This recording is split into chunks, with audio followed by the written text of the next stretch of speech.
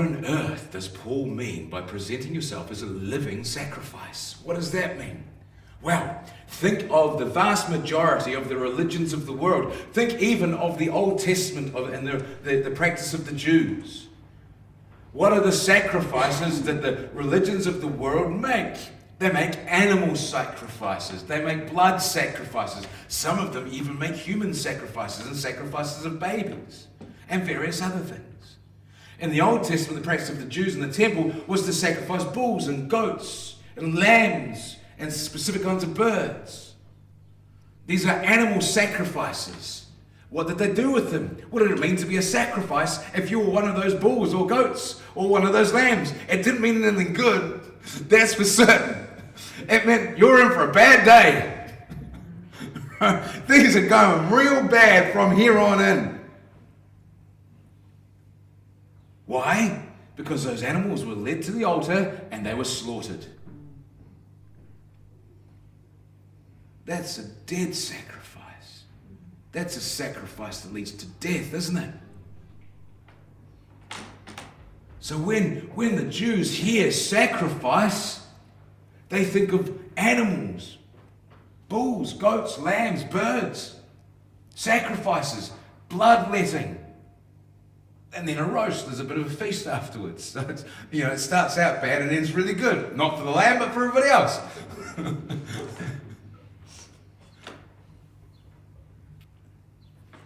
So then Paul says, yeah, I'm like this all the time. Then Paul says, a living sacrifice. Well, now hang on a minute. A living sacrifice. See, those animals, those bulls, goats, lambs and birds and stuff, they were considered holy. They were set apart from the flock. This one I will choose, those ones not. This one is unblemished, no marks, no spots, no wrinkles. It's a perfect looking little lammy.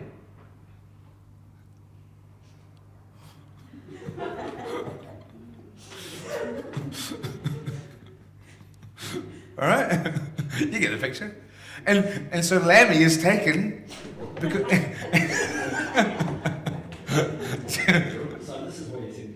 This is why I sent the kids out. Avoiding all those stories.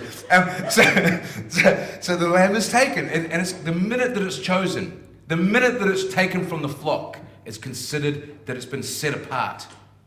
Set apart. That's what the word sacred means. It's been set apart for God. Yeah? Make sense? So the minute that lamb is chosen and removed from the flock, it's been set apart for God. It's going to be a sacrifice. It is now sacred.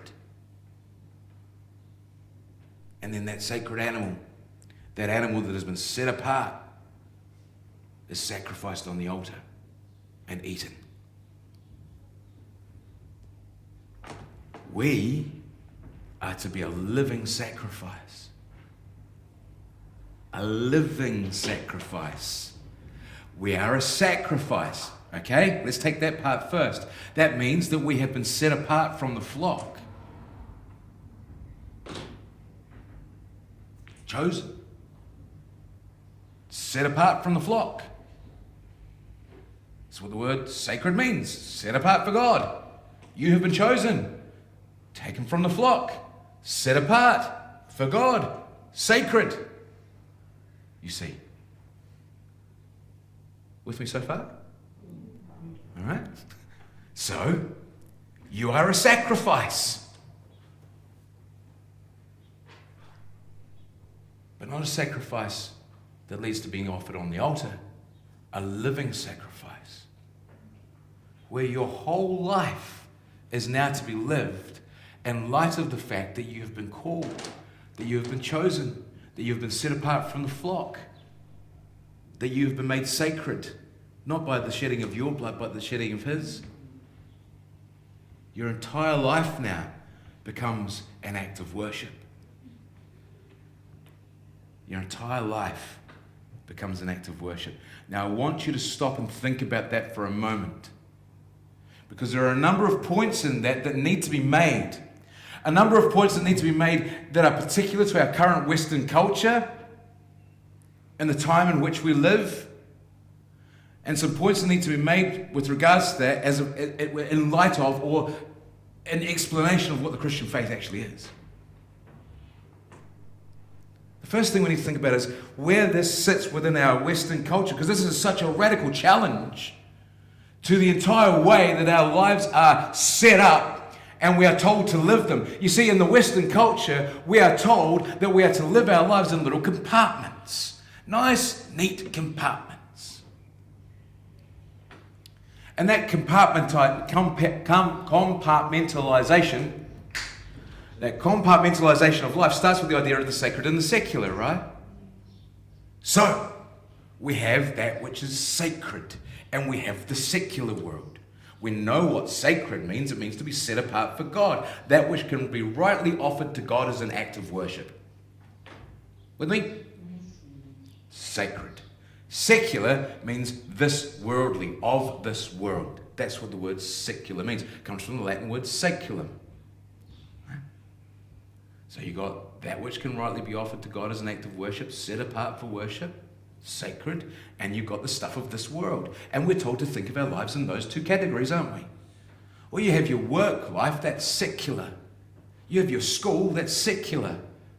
You have your sports teams, that's secular. You have your university, well, that's secular. You have the clubs that you belong to, Lions, or Rotary, or whatever you people do. I don't think anybody belongs to those things anymore. But, if you did, that would be considered secular, right? And then you have your sacred stuff, the stuff that you do on a Sunday morning. You go to church, that's sacred. Or you might go to a youth group on a Wednesday, or you might go to a prayer night, or you might go to a home Bible study. That's the sacred stuff, right? So your life gets divided into the sacred and secular, yeah?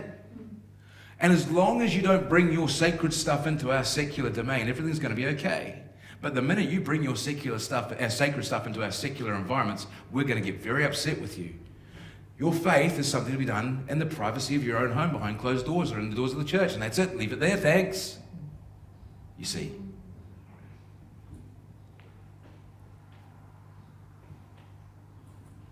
And so our entire lives are immediately divided up into sacred and secular. And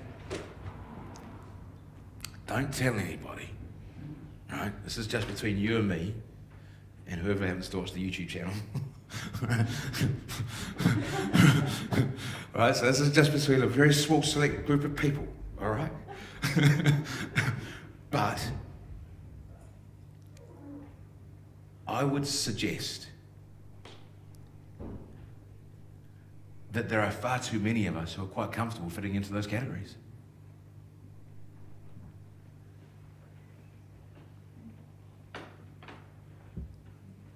There are far too many of us who are quite comfortable with that, who have bought into that lie. Well, I go to work and, I hang out with the team at work and I do my stuff and I swear like a trooper and I drink like a pirate.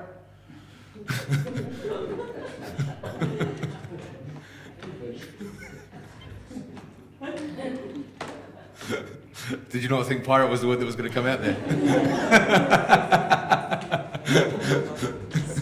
That's called autofilter, folks. That's called autofilter. It's good, isn't it?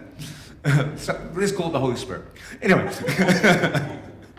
And so people are quite happy to, and then go to church on Sunday. Like, well, but now I'm a good Christian because I'm at church. Well, what about the rest of the week? Oh no, that's my secular stuff. I give my money. I turn up to the church on Sunday. I attend the meetings. I'm on the door.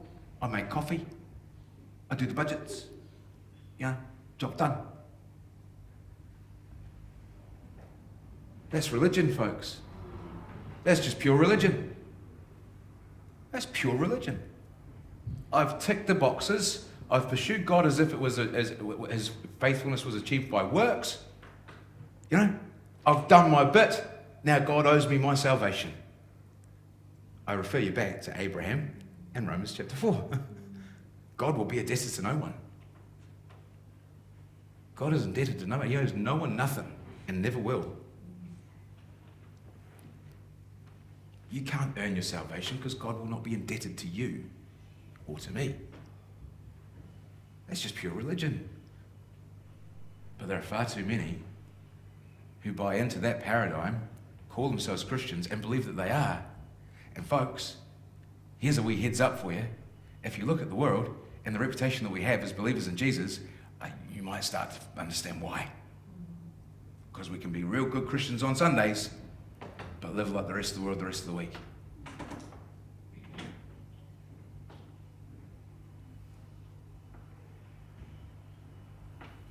It gets worse than that. In our postmodern culture, right? Here we go, some philosophy for you. In our postmodern culture, there's no one story that makes sense of all of reality. That's postmodern thinking. So there's no one story. Everybody has their own story. Everybody gets to make it up for themselves. And no one's story is more true than anybody else's. With me? So you have your story, and that's true for you. I have my story, and that's true for me. Right? So far, so good? Good. Then, what happens is because there's no big story that makes sense of anything, and you get to make up your own story, then there's nothing that's true about you either. Because that would mean that someone else would have to tell you what's true about you, and that would have to fit into the big story, which doesn't exist. Right? So, there's nothing true about you. You get to make you up as you go along. You get to define who you are on the fly as you go. And what happens is, and this is postmodern thinking for you, is that you are one person in one context. So I'm at work and I'm me as I am at work. And then I leave that context and I go to my family. And I'm not that person anymore. I'm a new person. I'm a different person. Right? And I'm that person with my family. And then I go to church and I'm a different person in that context. And so we end up with this very compartmentalized life. And you go from being this person in that box, and then you move to a new box, and you be a different person here, and you move to a new box, and you be a different person there, and you move to a different box, and you be a different person over there. And that's utterly fine. Make sense? Not really. But that's what the world teaches.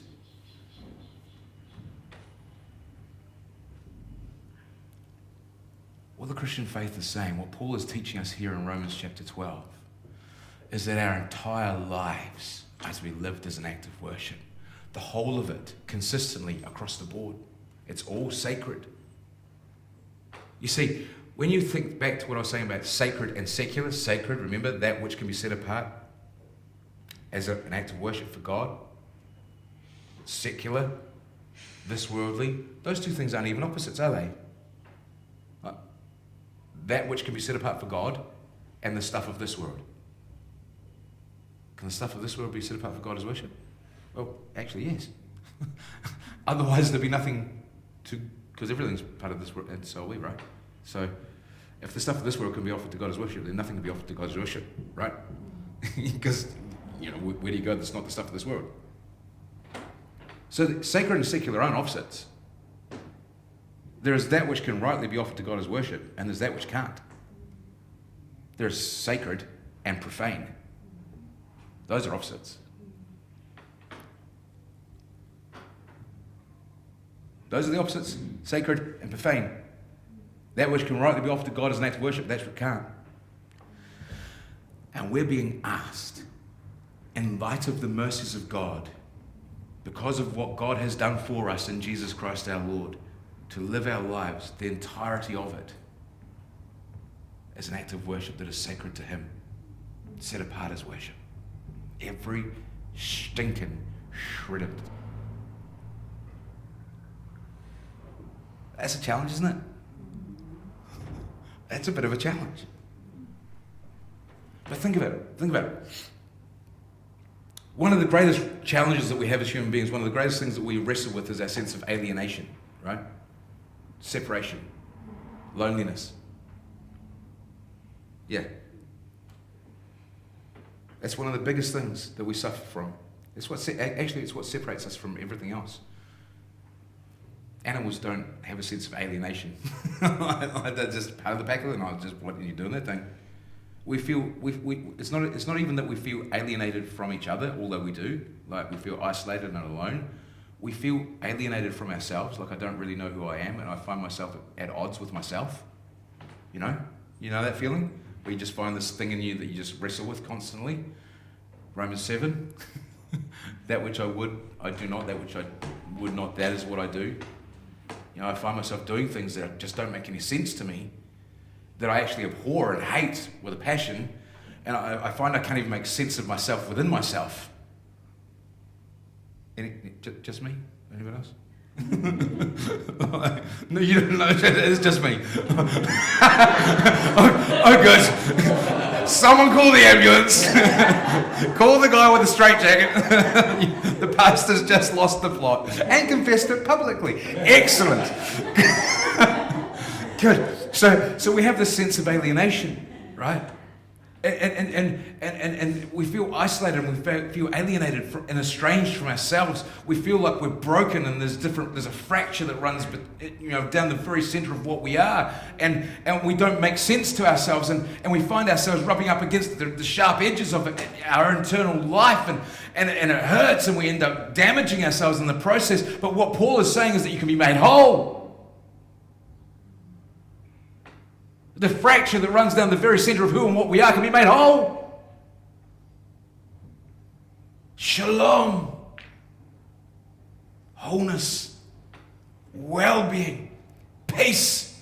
That only comes when you come back into a relationship with the God who designed you and made you for a purpose. Our inner sense of alienation, our estrangement for ourselves, comes as a result of being estranged from Him, the very designer and the very purpose for which we are made. Relationship with our God, then with each other. You can be made whole. Not in an instant, but in a life lived in light of His mercy. You can be made whole. And a life lived under the shadow of the cross, you can be made whole.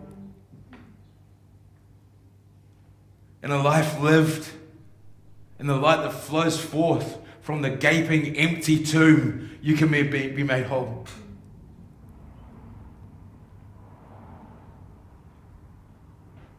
That fractured brokenness that we all wrestle with can be made whole. We can be made one, complete. All of life, the whole of life, the totality of life as an act of worship. It's all sacred. It's all sacred. It's all to be set apart for God. It's all worship.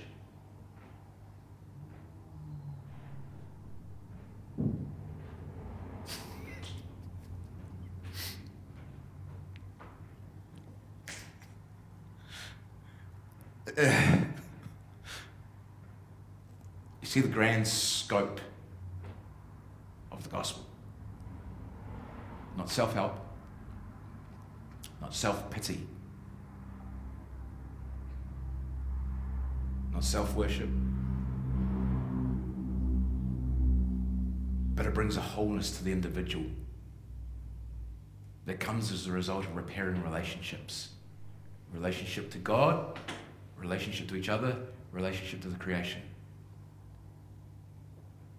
The repair of these relationships, and we find our place within those relationships, and as a result find wholeness in Him.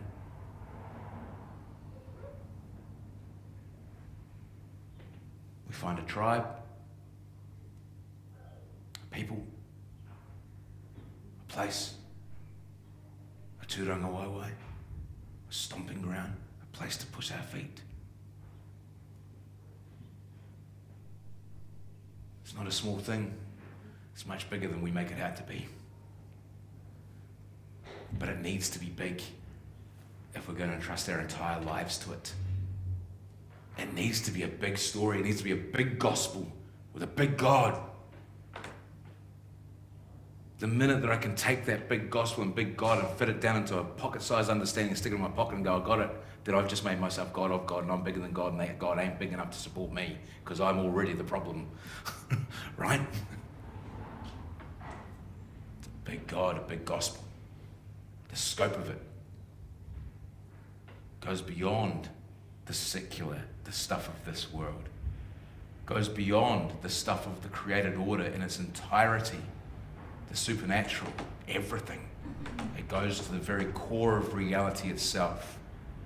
The Father, the Son, the Holy Spirit, an eternal relationship, an eternal love relationship in the community of the Trinity.